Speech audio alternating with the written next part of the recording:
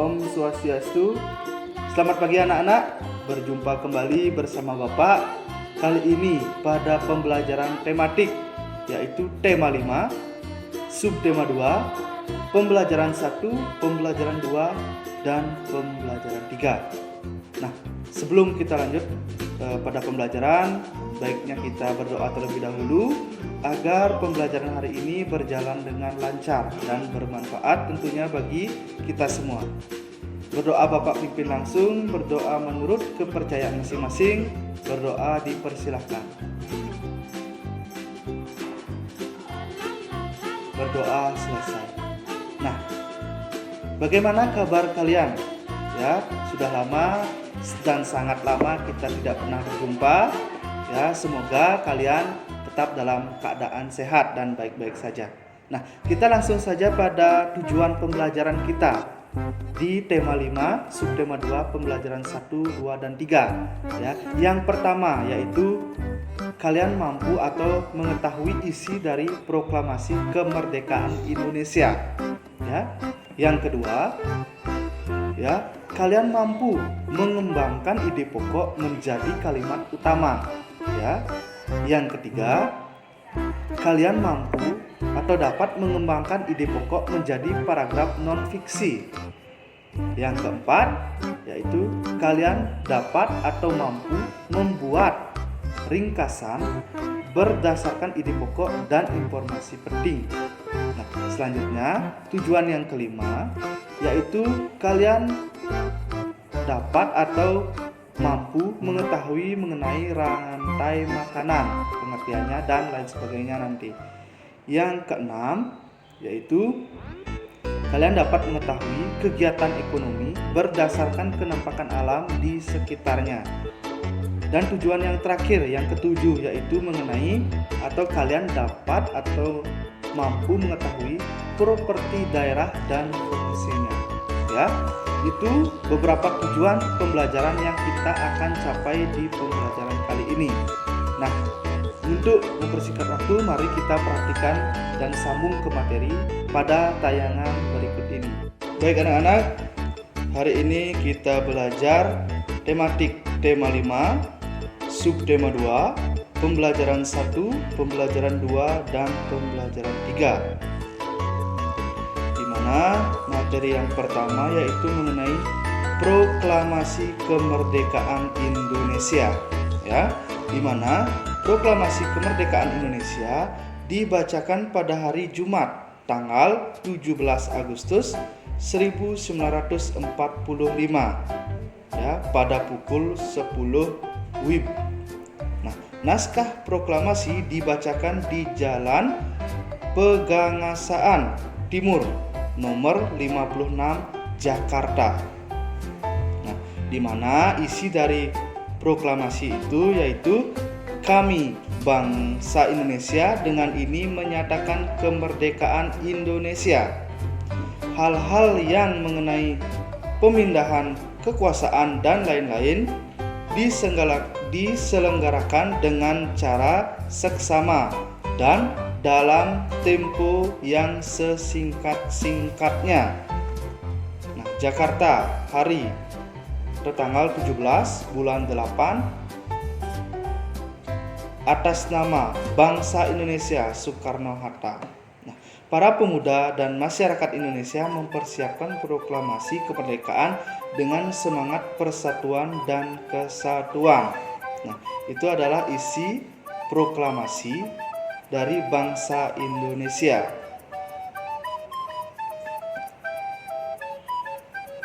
Selanjutnya, kita belajar mengenai mengembangkan ide pokok menjadi kalimat utama. Ya, di mana langkah-langkahnya sebagai berikut. Yang pertama yaitu membaca teks fiksi dengan seksama. Yang kedua, menentukan ide pokok dari teks non-fiksi. Yang ketiga, membuat kalimat baru yang berisi ide pokok tersebut menggunakan bahasa sendiri.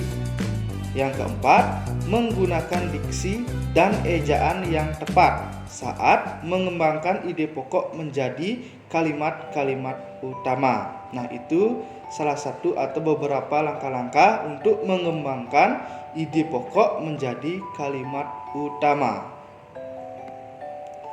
Selanjutnya, kita akan belajar mengenai mengembangkan ide pokok menjadi paragraf non-fiksi. Ya, berikut hal-hal yang perlu dilakukan untuk menulis paragraf non-fiksi dari ide pokok teks. Nah, adapun langkahnya, yang pertama, menentukan topik yang akan dikembangkan. Yang kedua, membuat daftar kosakata sebanyak-banyaknya. Yang ketiga, membuat kalimat utama dengan mengembangkan ide pokok. Yang keempat, mencari informasi tambahan dari berbagai sumber. Dan yang kelima, yaitu menyusun kalimat utama dan kalimat penjelas sesuai urutan sehingga menjadi sebuah paragraf non-fiksi yang padu. Nah, itu adalah langkah-langkah mengembangkan ide pokok menjadi paragraf non-fiksi. Baik anak-anak, selanjutnya yaitu membuat ringkasan berdasarkan ide pokok dan informasi penting. Nah, berikut hal-hal yang perlu diperhatikan saat membuat ringkasan teks non-fiksi. Yang pertama yaitu membaca teks non-fiksi dengan seksama. Ya. Yang kedua, menentukan ide pokok dari teks non-fiksi tersebut. Yang ketiga, menyusun ide pokok tersebut ke dalam beberapa kalimat. Yang keempat, memperhatikan pemilihan kata dan ejaan. Nah, itu hal-hal yang perlu diperhatikan pada saat membuat ringkasan berdasarkan ide pokok dan informasi penting. Selanjutnya, kita belajar mengenai rantai makanan. Ya, dimana sudah kalian pelajari sebelumnya, rantai makanan adalah rangkaian peristiwa makan dan dimakan antar makhluk hidup untuk kelangsungan hidupnya. Nah, di sini ada 3 peran makhluk hidup dalam rantai makanan. Yang pertama yaitu namanya produsen, di mana produsen itu makhluk hidup yang dapat membuat makanannya sendiri. Contohnya tumbuhan dan ganggang. Yang kedua ada namanya konsumen, di mana konsumen tersebut makhluk hidup yang tidak dapat membuat makanannya sendiri. Contohnya hewan. Yang ketiga, pengurai, di mana pengurai ini adalah makhluk hidup yang menguraikan makhluk hidup yang telah mati. Contohnya cacing, bakteri, dan jamur. Itu adalah pengertian rantai makanan dan 3 peran makhluk hidup dalam rantai makanan. Nah, selanjutnya perhatikan gambar rantai makanan berikut ini. Ya, di mana yang pertama ada gambar padi, setelah itu ulat, setelah itu ayam, setelah itu ada elang dan pengurai. Di mana tanaman padi dimakan oleh ulat. Ya. Setelah itu ulat dimakan oleh ayam. Nah, kemudian ayam dimakan oleh elang. Saat mati, tubuh elang akan diurai oleh makhluk hidup pengurai seperti bakteri tanah, cacing tanah, dan jamur untuk dijadikan nutrisi bagi tumbuhan. Nah, ini adalah salah satu contoh gambar rantai makanan. Baik anak-anak, selanjutnya kita akan belajar mengenai kegiatan ekonomi berdasarkan kenampakan alam di sekitar. Nah, kegiatan ekonomi akan menyesuaikan kondisi alam di sekitarnya, terutama kegiatan ekonomi yang menggunakan bahan baku alam. Kegiatan ekonomi dapat dilakukan di sekitar sumber bahan baku untuk memudahkan pemenuhan bahan baku. Nah, kita perhatikan gambar di samping, yaitu kegiatan ekonomi. Ya, pabrik teh terletak berdekatan dengan kebun teh. Nah, jadi kegiatan ekonomi berdasarkan kenampakan alam di sekitarnya. Ya, jadi pabrik teh dibuat dan terletak berdekatan dengan kebun teh. Ya, dimana agar produksinya gampang dan cepat. Nah, itu adalah kegiatan ekonomi, salah satu contoh kegiatan ekonomi berdasarkan kenampakan alam di sekitar. Selanjutnya, kita akan belajar mengenai properti tari daerah dan fungsinya, di mana properti tari ini sangat sudah kita pelajari, sangat banyak apa itu properti, apa fungsinya, sangat sudah sering kita pelajari. Nah, mari kita memperdalam lagi mengenai materi properti tari daerah dan fungsinya. Di mana properti berfungsi memberikan keindahan pada tarian, media untuk menyampaikan makna tarian, atau bisa berfungsi sebagai memperlengkap tarian tersebut, ya, karakter dari tari tersebut, agar cerita atau tari tersebut sampai dengan penonton atau audiens. Nah, di sini ada beberapa contoh properti tari, yang dimana yang pertama ada kipas, ya, yang kedua ada selendang, yang ketiga ada topeng, dan yang keempat ada piring. Nah, ini adalah beberapa contoh properti dari tari. Selanjutnya yaitu properti tari juga dapat menunjukkan ciri khas tarian atau tema tarian. Nah, di mana sebagai fungsinya juga yaitu mempererat atau memperjelas ciri khas dari tarian tersebut. Nah, di sini ada salah satu contoh gambar tarian, di mana ini namanya alu dan lesung. Ya, dalam tari Bendrong, lesung membantu menggambarkan kegiatan masyarakat Banten saat menyambut datangnya musim panen. Nah, jadi properti dari tari ini adalah alu dan lesung. Nah, itu adalah materi properti tari daerah dan fungsinya yang sudah kita pernah pelajari. Sekian pembelajaran kita pada hari ini, anak-anak. Bagaimana perasaan kalian? Tentunya menyenangkan ya. Nah, sebelum kita menutup pembelajaran kita hari ini, mari kita simpulkan apa yang sudah kita pelajari dan apa yang sudah menjadi tujuan pembelajaran kita pada hari ini.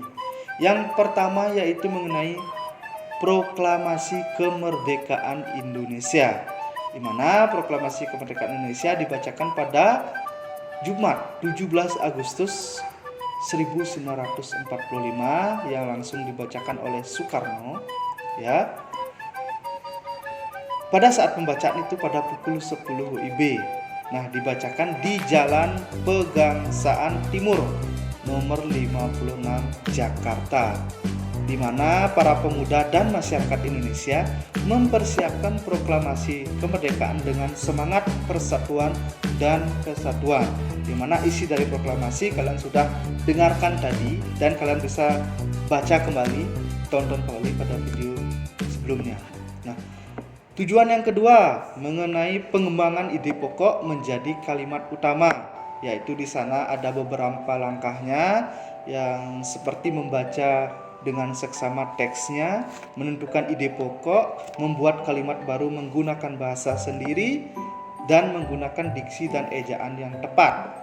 Itu mengenai mengembangkan ide pokok menjadi kalimat utama. Yang ketiga, mengenai mengembangkan ide pokok menjadi paragraf non-fiksi, ya, yang dimana sudah kalian pelajari langkah-langkahnya. Yang pertama menentukan topik, yang kedua membuat daftar kosakata, yang ketiga membuat kalimat utama, ya, dengan mengembangkan ide pokok, yang keempat mencari informasi tambahan, dan yang terakhir yang kelima menyusun kalimat utama dan kalimat penjelas sesuai dengan urutannya. Dan Selanjutnya, tujuan yang keempat yaitu membuat ringkasan berdasarkan ide pokok dan informasi penting, di mana langkah-langkahnya sudah juga kita pelajari tadi. Yang pertama, langkahnya membaca teks kembali dengan seksama. Yang kedua, menentukan ide pokok. Yang ketiga, menyusun ide pokok tersebut ke dalam beberapa kalimat. Yang keempat, memperhatikan pemilihan kata dan ejaan. Ya, itu membuat ringkasan berdasarkan ide pokok dan informasi penting. Tujuan kelima kita tadi yaitu mengenai rantai makanan, yang dimana rantai makanan itu adalah rangkaian peristiwa makan dan dimakan antar makhluk hidup untuk kelangsungan hidupnya, di mana pada rantai makanan itu ada produsen, konsumen, dan pengurai. Nah, selanjutnya mengenai kegiatan ekonomi berdasarkan penampakan alam di sekitar. Ya, contohnya tadi yaitu pabrik teh terletak berdekatan dengan kebun tehnya langsung. Jadi kegiatan ekonomi berjalan dengan baik dan lancar ya. Yang terakhir yaitu yang ketujuh mengenai properti tari daerah dan fungsinya. Ya, jadi properti ini kita sudah pelajari terus-menerus, yaitu yang berfungsi sebagai memberikan keindahan pada tarian, media untuk menyampaikan makna dari tarian tersebut. Dan beberapa contoh properti tari sudah kita lihat tadi, seperti kipas, selena, topeng, dan lain sebagainya. Nah, itu kesimpulan pembelajaran kita pada hari ini dan tujuan kita. Pembelajaran hari ini sudah tercapai, dan jaga kesehatan selalu, ingat belajar ya, jaga kesehatan, semoga kita dalam keadaan sehat semuanya ya. Baik, untuk pembelajaran hari ini kita cukupkan sekian. Bapak tutup dengan Parama Santi. Om Santi Santi Om. Sampai jumpa.